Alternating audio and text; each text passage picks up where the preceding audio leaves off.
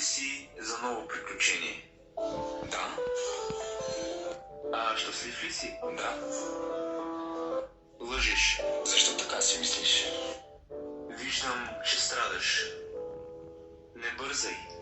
Има време. Не бързай да поднасяш сърцето си като сутрешна закуска. Има хора, които не закусват. Те не са свикнали на такива грижи. Не бързай да се втурваш в ново приключение, ако душата ти не е свободна. Не бързай да допускаш жена в живота си, ако още те боли за старт. Не давай празни надежди на жена, която знае какво иска. Това е като да си теглиш сам куршума. Има коварни жени, те не жалят. И не им пука, че в предишна любов си бил смачкан.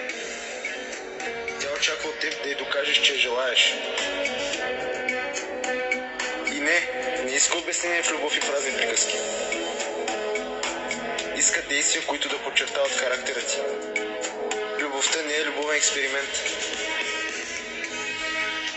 Ако ще експериментираш, объркал си човека и мястото. Мъжка болка.